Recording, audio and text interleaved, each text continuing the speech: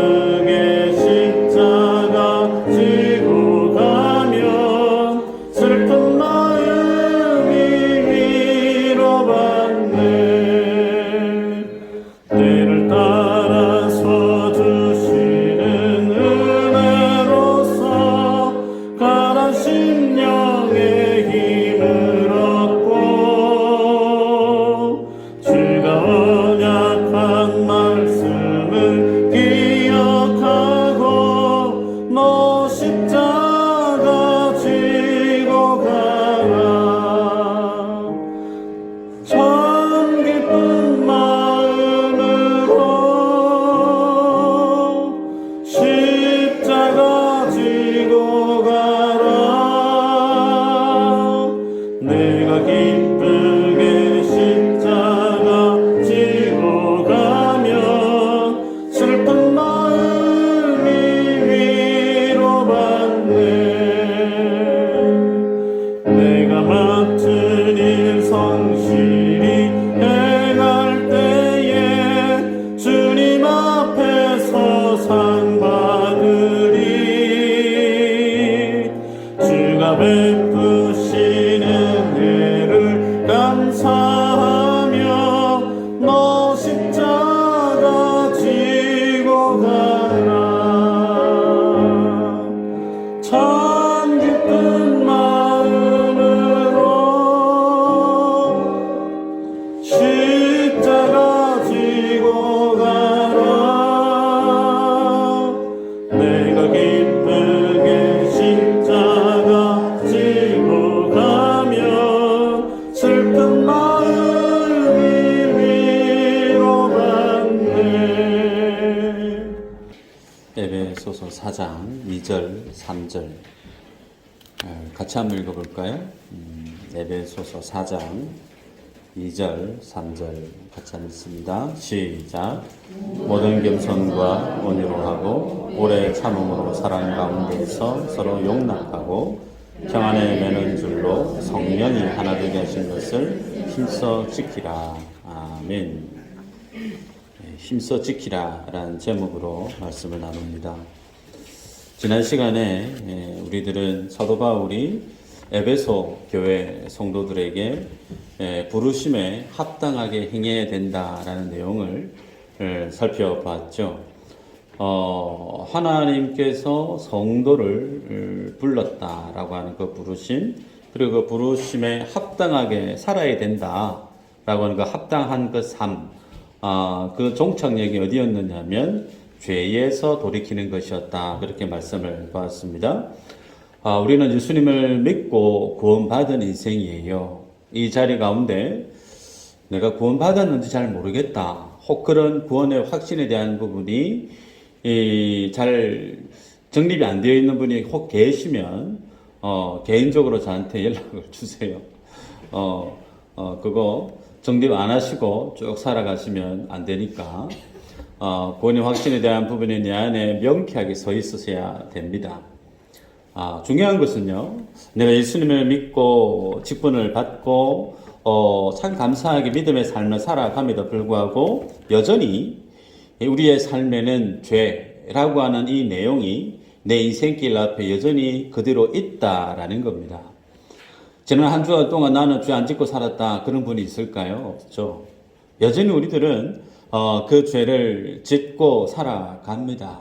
그러나 그 죄에 대한 그 죄가 정죄하는 그 영향력은 이미 예수님께서 십자가에서 다 정리를 해 주셨죠.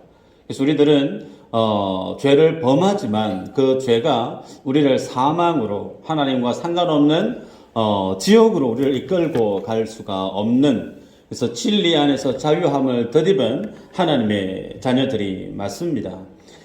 그럼에도 불구하고 우리들은요, 그래서 주님 앞에 구원을 입은 주의 백성인데, 믿음의 시간이 더해지면 더해질수록 그리스도 안에서 나의 믿음이 강건해지면 강건해질수록 이전에 죄에서 넘어졌던 그 모든 자리가 어떻게 해요?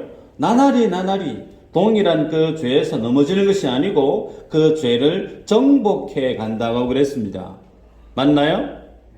예수 처음 믿었었던 그때나 십수년 지난 지금이나 여전히 똑같은 죄에 똑같은 그 자리에 꼬꾸라진다. 그분은 예수님 믿는 거 맞는지 점검하셔야 돼요.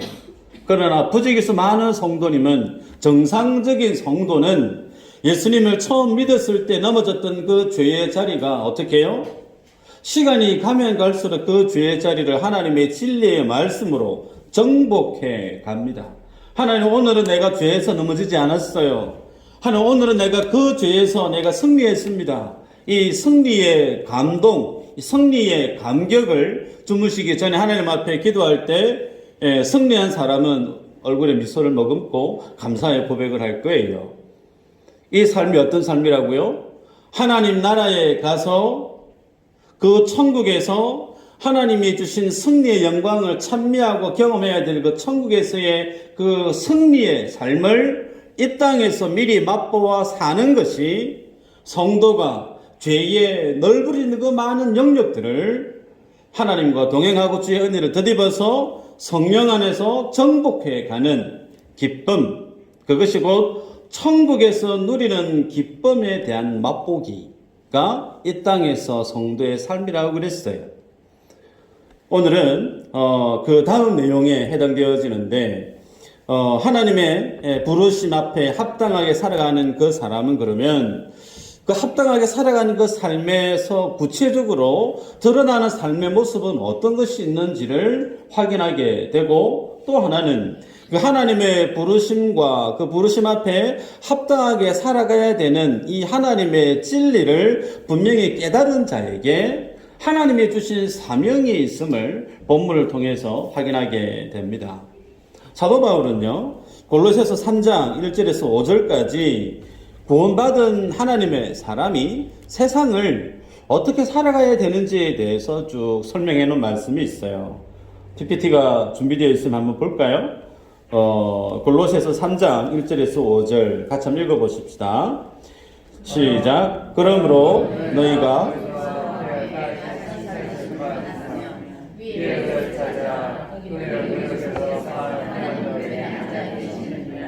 위의 것을 생각하고 땅의 것을 생각하지 말라. 이는 너희가 죽었고 너희 생명이 그리스도와 함께 하나님 안에 감추어졌음이라. 우리 생명이신 그리스도께서 나타나실 그때에 너희도 그와 함께 영광 중에 나타나리라. 그러므로 땅에 있는 지체를 죽이라. 곧 음란과 부정과 사욕과 악한 정욕과 탐심이니 탐심은 숭배니라. 말씀을 띄워주시고요. 1절에 보니까요, 그리스도와 함께 성도는 다시 살리심을 받은 자라고 밝히고 있습니다. 성도는 이미 죄에 대해서 죽은 인생이에요. 그리고 그리스도 안에서 하나님의 생명을 덧입음으로 다시금 그 죽음의 자리에서 살아난 하나님의 사람들이죠. 그러기에 하나님의 생명을 지닌 성도는 이 땅에 사는 날 동안 뭐 하는 사람이냐면 이 땅의 지체를 죽이면서 살아야 된다라고 얘기를 합니다. 이 땅에서의 지체, 말씀을 보니까 음란, 부정, 사욕, 악한 정욕, 탐심은 우상숭배다라고 말씀을 하고 있죠. 그렇기 때문에 여러분, 우리가 예수님을 믿고 나는 의인이 되었고 하나님의 자녀가 되었고 천국을 보장받은 혹은 천국에서의 삶을 지금 살아가고 있는 하나님의 사람으로서 살아가는데, 그 삶이 천국 티켓 하나 검어지고 이제 여행하듯이 즐기면서 편하게 이 땅에서의 삶을 살아가는 사람이 아니에요. 다시 얘기합니다. 예수 믿는 사람은 예수님 믿는 것 때문에 구원 티켓을 검어지고 이 땅에서 주머니 손 찔러 놓고 세월 좋게 여행 다니면서 즐기면서 편하게 살아가는 분이 소위 구원받은 성도의 삶이 아니에요. 성도의 삶은 어떤 삶이냐면 예수님 앞에 구원받았기 때문에 이 땅에서 할 일이 정말 많은 사람이에요. 마치 봄철에 비가 오잖아요. 비가 오면 겨울 내내 얼어붙어 있던 그 땅을 농부는 뭐 하죠? 밭 갈잖아요. 쟁기질을 하고 트랙터를 몰아서 밭을 갈아엎습니다. 교회 오다가 보니까 밭에 걸음을 했는지 모르지만 향이 막 풀리더라고요. 냄새가 나더라고요. 농부는 바빠요. 아침에 봄철에 비가 오면 얼마나 바쁜지 몰라요. 거름도 줘야 되고 비료도 뿌려야 되고 모종도 심어야 되고 봄철 꽃 핀다고 차 몰고 여행 가시는 분도 계시지만 농부는 그렇지 않아요. 농부는 정말 힘들게 바쁘게 시간을 쪼개며 살아가죠. 무슨 말인가? 성도는 마치 그와 같다는 겁니다. 예수님을 믿고 구원을 입은 성도는 이 땅에서 이 땅의 지체를 죽이면서 살아가야 될 이유가 있는 사람이에요. 그래서 하나님께서 금하시는 것들에 대해서 엄난과 부정과 사욕과 악한 정욕과 탐심에 대해서 내 안에서 드러내는 이 일을 매일매일 무한반복해 하면서 살아가야 되는 사람이 성도예요. 여러분, 요한복음 15장 2절에 주님이 이렇게 말씀을 합니다. 물은 내게 붙어 있어 열매를 맺지 아니하는 가지는 아버지께서 그것을 제거해 버리시고 물은 열매를 맺는 가지는 더 열매를 맺게 하려 하여 그것을 깨끗하게 하시느니라. 하나님께서 열매 맺는 가지는 열매 더 많이 맺게 하기 위해서 가지를 솎아준대요. 그런데 열매를 요구하는 그 주인된 하나님께서 그 가지에 열매가 맺히지 않는다라고 하면 어떻게 해요? 가지 잘라서 버린대요. TV에 보니까요, 서울의 대형 교회가 몇만 명, 수십만 명이 모이는 교회들이 있어요. 근데 그 교회에 재적 수가 참 그 정도 되는데, 실제 출석하는 성도 데이터는 오차가 거의 몇만 명 차이가 나는 교회들이 참 많이 있더라고요. 이 땅의 교회도 그렇습니다. 내가 사랑의 교회, 내가 충영교회, 내가 순복음교회 교인이라 할지라도 거기에 적을 두었다 할지라도 그 교회에 예배를 드리지 않으면 그 의미가 없는 거죠. 우리들이 예수님을 믿고 내가 교회라고 하는 울타리 안에 있다 할지라도 하나님의 기준은요, 하나님의 기준이 중요하잖아요. 하나님의 기준은 그 가지에 열매가 맺히지 않으면 어떻게 해요? 잘라버린대요. 다시 정의하면 예수님을 제대로 믿고 하나님의 사람으로 살아가는 사람은 반드시 구원을 입은 사람의 결과물이 드러납니다. 그것을 요한복음에서는 열매라고 표현해요. 그래서 내가 예수님을 믿고 교회 신앙생활을 하면서 내가 믿음의 열매가 주님 앞에 맺혀져 가고 있는가, 이 부분에 대해서는 우리가 정말 늘 현미경을 가지고 내 삶을 마치 이잡듯이 그렇게 조밀하게 밀도 있게 내 자신의 삶을 관찰하셔야 돼요. 그렇지 않고 교회라고 하는 이 울타리 속에 내가 있는 것 때문에 내가 구원을 보장받았다고 믿으신다면 성경에 있는 내용하고는 사뭇 다르다라는 겁니다. 여러분, 때문에 우리들은 하나님 앞에 믿음의 삶을 살아가면서 여전히 죄의 자리에 머물기를 절개한다? 문제가 심각해요. 그렇지 않고 하나님의 의와 진리의 말씀 앞에 내가 나아가기 위해서 쉼없이 말씀 앞에 씨름하고 그 말씀을 내 삶 속에 녹여내기 위해서 날마다 깨어서 기도하고 내 안에 있는 죄의 모습을 발견하고 주님 앞에 부르짖고 기도하며 살아가는 그 삶이 뭘까요? 정상적인 예수님 믿는 성도의 모습이죠.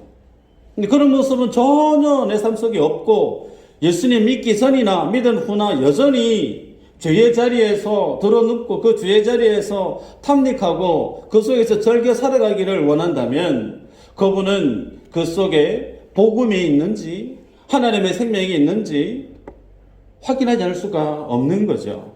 때문에 우리들은 날마다 하나님의 의의 군사로서 내 안에 그 죄의 영향력을 끊어내는 일들을 매일매일 하셔야 돼요. 사도 바울은 로마서 7장 8절에서 7장 8장 양장에 있어서 본인이 얘기합니다. 본인은 예수님을 믿음으로 구원을 입은 백성임에도 불구하고 자신의 마음은 하나님의 의를 이루려고 하지만 자기의 육은 죄를 범하고 있는 죄의 소욕에 움직여지고 있는 자신의 모습을 두고 오라 나는 공고한 자다라고 얘기하죠. 여러분 사도 바울이 성령 충만하지 않은 사람이 아니에요. 여러분 사도 바울이 믿음이 없는 사람이 아니에요. 그럼에도 불구하고 그가 예수님을 믿고 살아가는 그 모든 날들 동안 자기 삶들 속에 이 죄라고 하는 부분이 마치 등에 짊어지고 있는 시체 모양 자기 속에 떨어지지 않는 거예요. 여러분 상상해 보십시오. 전에도 그런 비유 말씀드렸습니다. 죽은 시체가 등 위에 있는데 시체 썩는 냄새가 코를 찌릅니다. 떨쳐내고 싶어요. 안 떨어져요. 얼마나 괴롭겠습니까? 그게 뭐라고요? 죄라는 겁니다. 그래서 그 죄 앞에 하나님 앞에 고민하며 울부짖으며 주님 앞에 자신의 연약함을 토해내는 거예요. 그래서 죄를 정복해 나가는 것은 죄와 피 흘리기까지 싸우는 것도 표현하지만 또 달리 그 죄에 대해서 우리들은 어떤 신앙의 자세를 가져야 되냐면 나는 내 힘으로 그 죄를 정복할 수 있는 힘이 없다라는 사실을 인정하셔야 돼요. 다시 얘기할까요? 내가 예수님을 믿으면서 믿음의 삶을 사는데 나는 이 죄라고 하는 녀석을 도무지 끊어낼 수 있는 능력이 없는 사람임을 인정해야 된다는 거예요. 그 죄를 끊어낼 수 있는 능력이 내게 있었다 그러면 주님이 땅에 오실 이유가 없습니다. 내 스스로 그 모든 죄를 다 정리정돈 다 할 수 있는 힘이 내 안에 있었다고 하면 주님은 십자가 지실 이유도 없는 거예요. 인생에게 그러한 능력이 없기 때문에 주님이 오셔야만 하셨고 주님이 십자가를 지셔야만 했던 거예요. 그래서 우리는 그 죄를 바라볼 때 어떤 마음의 자세를 지내야 되냐면 내 힘으로는 도무지 그 죄를 끌어낼 수 있는 능력이 없음을 주님 앞에 나의 무능력함을 고백하셔야 되는 거죠. 그와 동시에 성령 하나님 앞에 기도해야 되는 겁니다. 하나님, 이 죄에서 나를 지켜달라고, 이 죄에서 내가 다시 넘어지지 않도록 주님 나를 붙들어 달라고 기도하는 거죠. 그게 뭐라는 겁니까? 죄에서 내가 돌이키는 거예요. 그 죄하고 맞서 싸워서 싸우려 하지 말고 그 죄 앞에 우리가 어디로 가야 되죠? 주님의 십자가 그늘 밑으로 달려가야 되는 거예요. 그 주님의 십자가 은혜 앞에 내가 전심전력해서 달려가야 되는 거예요. 그 주님의 보혈을 의지하고 그 주님의 십자가 은혜를 의지하고 그 죄에서 멀어지는 것이 우리가 그 죄를 정복해가는 믿음의 여정이라는 겁니다. 자, 그러면 이런 믿음의 삶을 살아갈 때 우리가 간혹 이 죄에 대해서 달리세 하시는 경향이 있을 수가 있습니다. 이 죄라고 하는 부분이 뭐냐면 육적인 이 죄에 대해서 우리가 자칫 잘못하면 바리새인적인 그런 신앙으로 편향되게 치우칠 수가 있는데 죄라고 하는 이 부분은 눈에 보이는 결과물로 우리가 보기 쉬워요. 뭐 사기를 친다든지 거짓말을 했다라든지 다른 사람을 때렸다든지 뭐 이런 결과물. 그런데 죄라고 하는 것은 그것이 아닙니다. 예수님은 그렇게 말씀을 하죠. 지나가는 여자를 보고 업력을 품은 것마다 뭐 했다는 거예요? 간음했다고 그래요. 지나가는 좀 사람인데 나가라라고 하는 거 욕을 했어요. 어리석은 놈, 쓸모없는 놈. 뭐라고요? 그 사람을 죽인 죄라고 얘기를 해요. 주님이 바라보시는 죄의 성격은 이미 그 죄라고 하는 성향이 우리 안에 있는 마음의 자세입니다. 내 손으로, 내 입으로 뭔가를 해내서 결과물이 만들어지는 그것은 죄의 결과물이고 죄라고 하는 것은 그 결과물 이면에 자리하고 있는 본성이 죄라는 거예요. 어느 성도님 집에 무화과 나무를 잘랐어요. 무화과 나무. 잘랐어요. 봄이 됐습니다. 그 무화과 나무 밑둥치에서 뭐가 올라오죠? 무화과 나무 가지고 또 올라와요. 죄라고 하는 성격이 그렇다는 거예요. 죄라고 하는 나무가 있고 그 밑둥치가 여전히 살아있을 때 우리는 그 죄의 결과에 대해서 눈으로 보고 그걸 조심해야 할지 모르겠지만 그거 때가 되면 또 올라온다는 거예요. 죄라고 하는 것은 우리 안에 자리하고 있는 성향입니다. 성향. 때문에 우리들은 늘 주님 앞에 내 마음의 중심을 늘 돌이켜보고 주님 앞에 가지고 있는 나의 생각을 돌이켜보고 그 주님 앞에 내가 날마다 나아가기를 힘쓰는 믿음의 모습이 오늘 사도 바울은 부르심 앞에 합당하게 행하는 삶의 모습임을 우리에게 도전을 합니다. 자, 그러면 이 다음에 이제 그 주님 앞에 깨어서 믿음의 삶을 살아가고 부르심 앞에 온당하게 살아가는 성도에게는 어떤 삶의 모습이 드러나는가? 우리가 읽었는데요. 2절에 보니까 모든 겸손과 온유로 하고 오래 참음으로 사랑 가운데서 서로 용납하고 그랬습니다.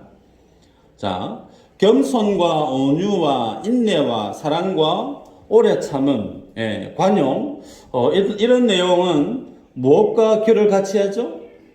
갈라디아서의 성령의 9가지 열매하고 결을 같이 하죠. 그렇습니다.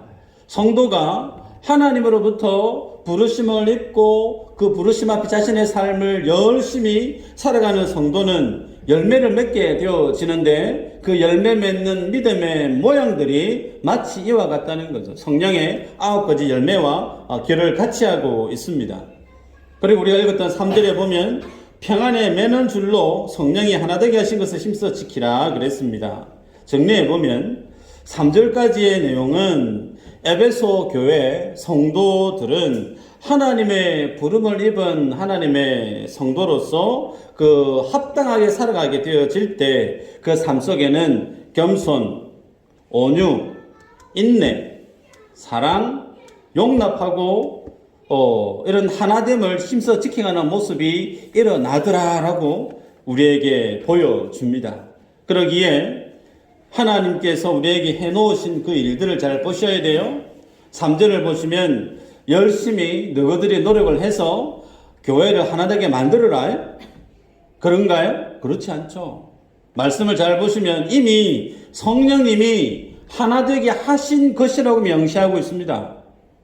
하나 되게 한 그 교회를 그 원래 모습 그대로 지켜가기 하기 위해서 힘써라 라고 주님이 우리에게 말씀을 주십니다. 때로는 우리들은 뭔가 없는 것을 새롭게 만들어내서 교회가 하나가 잘 안 되고 교회가 믿음의 끈이 느슨해지고 어떤 믿음의 그 정체성이 너무나 옅어져서 이래서는 안 되겠다. 우리 좀 의기투합해서 하나가 좀 되어보자. 열심을 내보자. 괜찮아요. 그런데 그 열심을 내는 그 모습이 없는 것을 만들어내는 것이 아니고 이미 뭐라는 거죠? 하나님이 하나 되게 만들어 놓은 것을 우리가 말씀 안에서 확인해 가는 거예요. 비슷한 말 같지만 다릅니다. 달라요. 여러분, 2절에 나와 있는 성령의 하나 되게 하신 구체적인 내용을 보면 우리가 확인할 수 있는데요. 모든 겸손과 온유 그랬습니다. 교회 생활을 하면 늘 접하게 되는 신앙의 덕목, 겸손 혹은 온유 아닙니까? 그런데 이 겸손, 온유 이게 어떤 모습인가? 예수님에 대해서 보면 답이 나오죠. 마태복음 11장 28절부터 30절 말씀인데요. 수고하고 무거운 짐진 자들아 다 내게로 오라. 내가 너희를 쉬게 하리라. 나는 마음이 온유하고 겸손하니 나의 멍에를 메고 내게 배우라. 그리하면 너희 마음의 쉼을 얻으리니 이는 내 멍에는 쉽고 내 짐은 가벼움이라 하시니라. 이 말씀을 제가 한 서너 번 말씀을 나눴던 기억이 있습니다. 그런데 예수님께서 사람들에게 본인을 어떻게 소개하죠? 나는 내 마음은 온유하고 겸손하다 그러죠. 예수님께서 예수님 자신을 스스로 소개하기를 나 정말 온유하고 겸손하니 그렇게 자기 자신을 소개합니다. 그러면서 내 멍에를 메고 내게 배우라. 그러면 너희가 어떻게 해요? 쉼을 얻게 될 것이다. 그렇게 얘기합니다.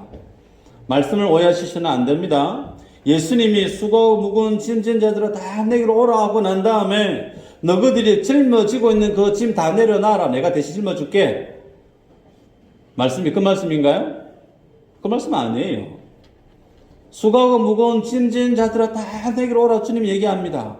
그러면서 주님이 쉬게 해주겠는데 그 쉬게 한다는 것이 뭐냐면 주님이 지고 계시는 그 멍에를 너희에게 지어주겠다라는 거예요. 이게 뭘 뜻하는가? 우리가 살아가면서 짊어지고 있는 짐을 대신 주님이 짊어지신다는 뜻이 아니고요. 우리의 마음의 짐들을 주님이 대신 져주신다는 거예요. 그러면 주님의 멍에가 가볍다라고 했는데 여러분 주님의 멍에가 실제 가볍습니까? 그렇지 않죠. 예수님은 십자가를 지시는 분이셔야 돼요. 죽으셔야 돼요. 사랑했던 사람들로부터 외면을 당해야 되고 버림을 당해야 되는 정말 힘든 십자가의 삶이 주님이 짊어지시고 있는 멍에 아닙니까? 근데 그 멍에를 주님이 가볍대요. 쉽대요. 왜 이런 말씀을 하시는가? 이유가 있죠. 주님이 어떤 분이라고요? 내 마음은 온유하다. 내 마음은 겸손하다. 주님이 겸손하시고 온유하시기 때문에 주님이 짊어지고 있는 그 짐이 가볍다라는 겁니다. 여러분, 온유라고 하는 거, 겸손이라고 하는 이 믿음의 이 덕목은 자기 자신을 위한 유익에 있는 것이 아니죠. 겸손과 온유는 타인을 위해서 내 마음속에 자리하고 있는 믿음의 모습이죠. 그래서 자기 자신을 위해서 사는 삶이 아니고 타인을 위해서 사는 삶의 모습이 겸손이고 온유입니다. 그래서 예수님은 다른 사람을 위해서 살기 때문에 다른 사람을 위해 살다가 다른 사람에게 버림을 당하는 거 오케이. 다른 사람을 위해서 자기 자신을 주기 위해서 십자가의 대성물로 들어오신 그 주님이 자기 자신을 다른 사람이 이용한다? 오케이.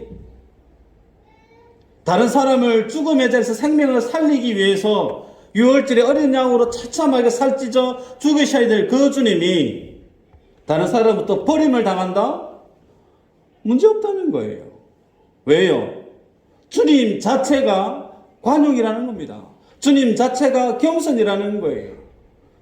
본인의 모습이, 본인의 정체성이 겸손하시고 관용으로 주님이 사시기 때문에 다른 사람이 자기에게 어떤 것을 행해도 주님이 십자가 위에서 원망하거나 불평하거나 다른 사람을 징계하거나 그런 모습이 없죠.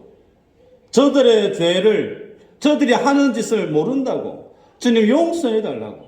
세상 어느 누가 그런 기도를 할 수 있겠습니까? 본인 스스로가 관용이세요. 본인 스스로가 겸손이세요. 그러니 다른 사람이 예수님의 가슴에 대못을 박아도 주님이 그거 수용하는 거예요. 중요한 것은요, 이러한 모습으로 주님이 뭘 만드셨다고요?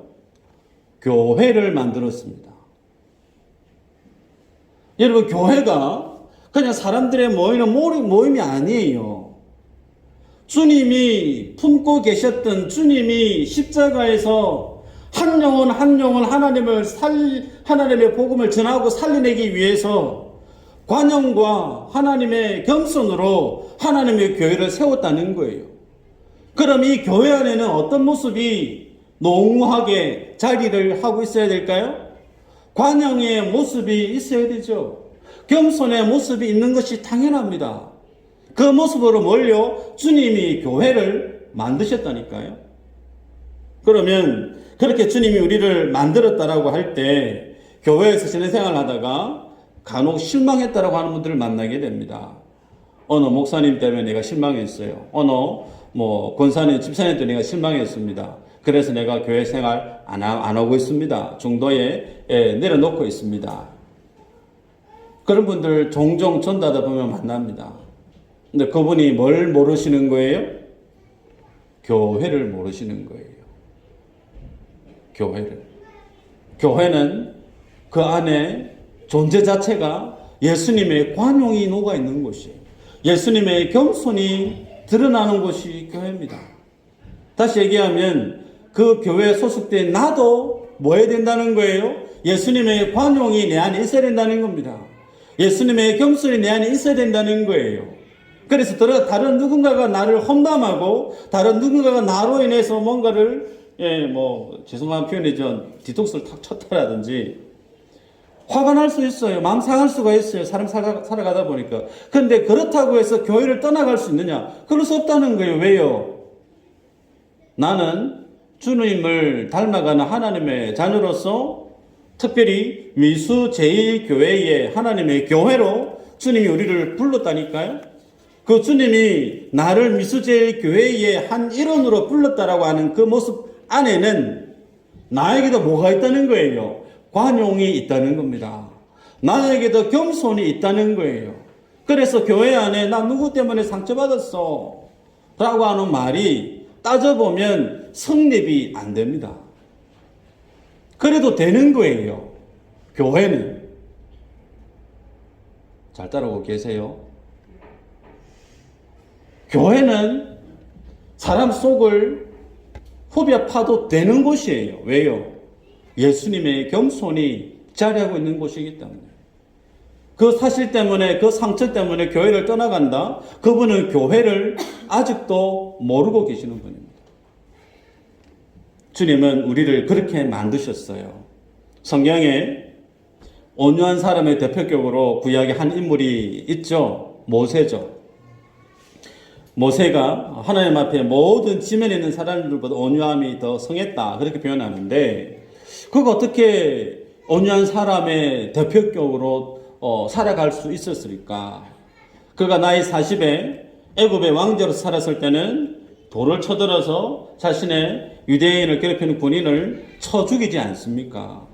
그렇게 급하고 성질이 급하고 과격했던 사람이 하나님과 이스라엘 백성들을 이끄는 광야에서의 삶을 돌아보면 하나님이 인정해요.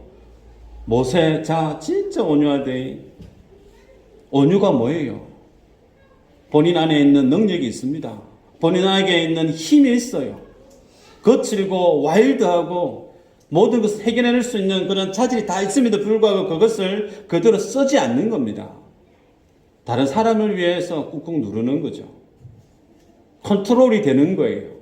이전에 컨트롤이 안 돼서 내 마음, 내 뜻대로 하고 싶은 얘기, 하고 싶은 행동 다 하고 살았지만 주님과 함께 살아가는 날 동안 그 마음이 온유하게 다듬어져서 자신의 거친 생각들이 하나님 안에서 컨트롤이 되어지는 거예요. 온유함입니다. 어떻게 모세가 그런 온유함을 지닐 수 있었을까? 성경에 보니까 시편 90편 모세의 기도가 쭉 소개됩니다. 다 할 수는 없지만요. 여기에 보면 모세가 깨달은 진리가 쭉 소개됩니다. 특별히 거기에는 인생이 어떤 존재인가에 대해서 설명을 해요. 인생은 하나님 앞에서 티끌과 같다라고 얘기합니다. 티끌. 그리고 인생은 들에 피어있는 꽃과 같아서 금방 시든답니다. 뿐만 아니라 성도의 그 삶은 하나님 앞에 순식간에 지나가 버린다고 얘기를 해요. 그래서 유명한 말씀이죠. 우리의 연수가 70이요 강건하면 80이라도 그 연수의 자랑은 수고와 슬픈 뿐이요 신속히 가니 우리가 날아가나이다.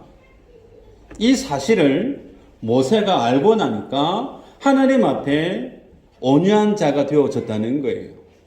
정리하면요, 누가 온유할 수 있는가? 하나님의 영원한 심판이 있음을 아는 사람이에요. 하나님의 영원한 심판이 있음을 아는 사람은 오늘 내 눈앞에 펼쳐지는 소소한 그 많은 일들 앞에 감정을 폭발시킬 이유가 없는 거예요. 이것도 때가 되면 지나간다는 거예요. 때가 되면 지나가는 거예요. 하나님의 영원한 심판을 비춰보면 그다지 의미가 없다는 겁니다. 하나님의 때에 자기 자신을 비춰보니까 나는 먼지에 지나지 않는 인생인데 지금 내 눈앞에 펼쳐지는 내 감정을 뒤흔드는 허다의 많은 사건, 상황 앞에서 그다지 그렇게 열불 낼 일이 없다는 거예요. 주님께 내어 맡겨놓고 주님 앞에 엎드리면 하나님이 알아서 하실 일들이라는 사실을 모세는 경험해서 알아서 뭐라고요? 온유한 자가 되었다라는 겁니다. 여러분, 그러기에 우리들은 주님 앞에 살아가는 날 동안 교회 안에서 무슨 렌즈를 가지고 바라봐야 되느냐면 겸손과 온유의 렌즈로 서로를 바라보셔야 돼요. 다시 말씀합니다. 교회 안에 목회자가 마음에 안 들 수 있습니다. 교회 안에 믿음의 구역원이 어느 한 분이 마음에 안 들 수 있어요. 그런 분이 한 분이겠습니까? 생각도 다르고 성향이 다 다르다 보니 그런 내 눈하고 내 마음에 안 맞는 분들이 많이 있을 수 있어요. 그런데 그 많은 케이스와 상황과 일들 앞에서 우리들이 어떻게 행동하고 받아들이고 그것을 이해하고 살아가야 되느냐면 예수님이 교회를 예수님의 겸손과 예수님의 관용으로 만드셨다니까요. 온유함으로. 그래서 예수님의 관용, 예수님의 온유, 예수님의 겸손의 렌즈로 투과해서 그 사람을 혹은 그 상황을 이해하실 수 있어야 된다는 거예요. 그 과정을 통과하게 되어지면 웬만한 일들은 쉽게 넘어갑니다. 근데 그것을 모르시는 분들은 내 성질대로, 내 생각대로 하고 싶은 이야기, 하고 싶은 행동 다 쏟아내죠. 그러다 보면 교회를 아직 잘 모르시는 분들은 교회를 떠나가게 되어진다는 겁니다. 말씀을 맺습니다. 마지막에 보니까 오래 참음이 등장하죠. 오래 참음. 이것은 용납하는 인내를 뜻합니다. 용납하는 인내. 새벽 예배를 드리고 나서 집으로 가는데 어느 분이 그래요. 어느 누구 아냐고 물어요. 그래서 뭐 알지 그랬습니다. 그랬더니 그 사람이 너무 악하다는 거예요. 네. 정말 악한 것 같아요. 제가 생각해도. 그래서 그 악한 사람은 하나님 앞에 좀 매를 좀 맞든지 좀 심판을 좀 받아가지고 어떻게 좀 하나님의 공의를 행해야 되는 거 아니냐. 도리어 정말 성실하고 착한 사람은 정말 어렵고 그 사람들이 더 힘든 시간을 살아가는 것이 너무나 좀 불안해하다. 뭐 이런 울분을 토해내듯이 얘기를 막 하더라고요. 그래서 제가 뭐라고 얘기했느냐면 그 모습 보니까 화가 날 수 있는데 그 모습을 봄으로 인해서 우리가 뭘 알아야 되느냐면 하나님이 어떤 분인가. 하나님은 정말 인내하시는 분이라는 거예요. 하나님은 죄인이 예수님 앞에 진리의 잣대 앞에 들이대어가지고 너 기준 미달 아웃 즉결 처분하시는 그런 분이 아니에요. 주님은 끝까지 인내하십니다. 그 산 증거들이 여러분이세요. 인정하십니까? 내가 예수님을 믿는 사람으로 지금 이 자리에 있을 수 있는 거 하나님이 참으셨다는 거예요. 하나님이 인내하셨어요. 내가 수도 없는 죄와 잘못을 범하고 살아가도 그 주님이 나를 내치시지 않으셨어요. 주님이 참으셨습니다. 수없이 참고 또 참고 결국은 하나님의 그 은혜의 자리에 서게끔 주님이 우리를 용납해 오셨어요. 그래서 우리들은 교회 안에서 오래 참음에 대한 이 내용을 우리는 기억하셔야 됩니다. 오래 참는 것이 뭐라고 얘기할 수 있느냐면 한번 따라할까요? 사랑이에요. 오래 참는 게 사랑이에요. 달리 사랑이 아니고요. 그 사람의 연약하고 그 사람의 부족한 모습에 대해서 기다려주는 겁니다. 왜 저렇게밖에 행동을 못하지? 가가지고 선은 이거고 후는 이거고 정리정돈은 빨리 해주면 참 좋을 것 같은데 그것도 사랑이라 할 수 있을지 모르겠지만 그보다 더 큰 사랑이 뭐냐면 기다려주는 거예요. 인내해주는 거예요. 그게 사랑입니다. 주님이 우리를 그렇게 품으셨고 주님이 우리를 그렇게 하나님의 사람으로 세워가시고 계시죠. 그러기에 오늘 우리들은 교회 안에서 믿음의 삶을 살아갈 때 기억하십시다.